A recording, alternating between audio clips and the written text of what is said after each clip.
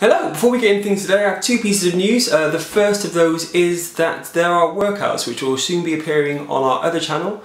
I'll have a link to that channel down below and check it over the next few days and let us know what you think about them.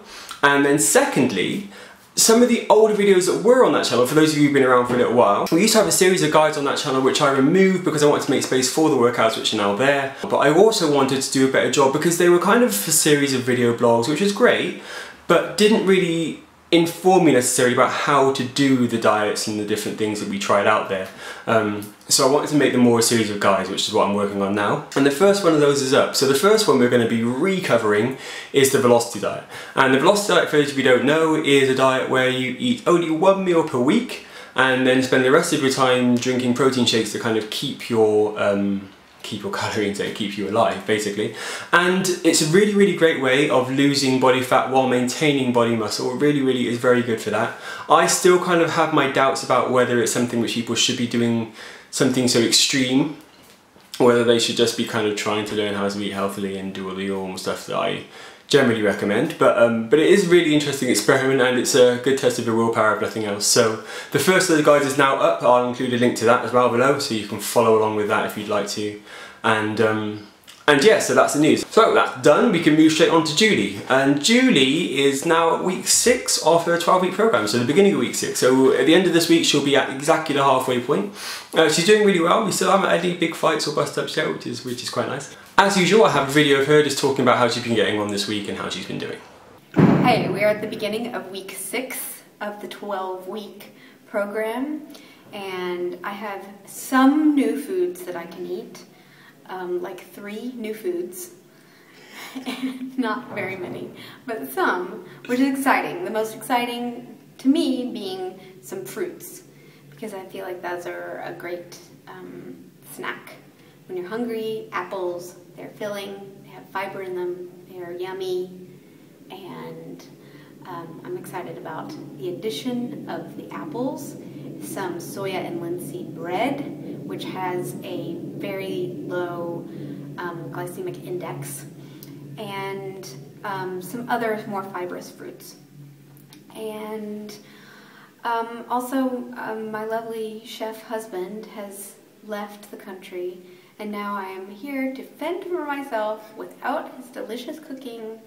So we will see what I can come up with. Maybe I'll start cooking. Or maybe I'll just go to Whole Foods every day to the salad bar. And the last thing I want to talk about today is Natalia Rose. Interesting point. Did you know that dietitian is actually the medically and legally protected term for someone who knows a lot about diets and nutrition and things like that? In fact, anyone at all can call themselves a nutritionist even if they don't have any qualifications whatsoever. Just what you should know. So Natalia Rose is a nutritionist, and she recently published details of her diet in Marie Claire magazine along with a few other nutritionists. And the interesting thing about what she published is that as soon as anyone at all in fact, who has any idea what a healthy diet should look like, looked at it, and I'm sure to be fair, people who have no idea about diet nutrition at all would look at it and just go, so I just thought actually I'd draw your attention to it as well and show you exactly how crazy some of the ideas that people who claim to be experts are, because again, we very commonly just accept what we hear from people as being the truth. We just go, yeah, that person knows what they're doing, they're saying they know what they're doing, they're standing up in public and presenting themselves as an expert, I should listen to them. And I think it's important to always maintain that kind of critical mind. So anyway, let's have a look. So basically, Natalia's diet includes breakfast: lemon tea with fresh raw grated ginger, a squeeze of lemon, and stevia, which is a natural calorie-free sweetener, to taste. 3 calories in that. Then Mountain Valley spring water, which is 0 calories, it's water. For lunch she has nothing. For dinner she has 1 small watermelon. Should be noted the watermelon has basically no nutritional value whatsoever. 2 cantaloupes, 2 bananas, a smoothie made with pineapple, avocado, kale, which is basically seaweed, alfalfa sprouts, coconut water, and mint. And then this is the best thing for me: dessert, a box of Salut macaroons.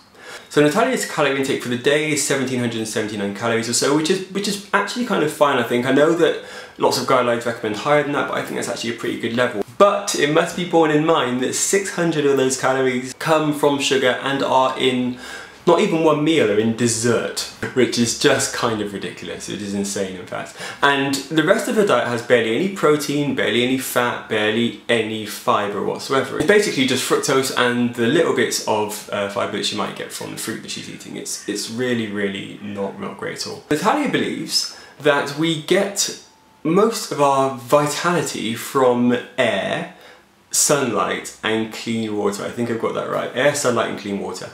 And so during the day, while the sun's up, she doesn't believe in taking any nutrients from any other sources but these. And then when the sun goes down, that's when she eats food and has her macaroons. This person is out there giving advice to other people on what's healthy for them. What would have been better, surely, is just like, Natalia, just lie. Please just lie. Just say, oh yeah, I eat this really healthy stuff over here. Just tell us that so that we can have some faith in the people who are out there supposing to know what they're talking about, rather than actually share with us the truth about what you eat. And that's actually my question later today. Would it have been better if she just lied? I don't know, I don't know. Generally I think telling the truth is a good thing, but here I'm just like, wow. Wow. Let me know what you think about my question of the day in the comments. Links to all the stories I've talked about today will be in the description below. And next week I'll be back, as usual, with the news, the stuff and the thing.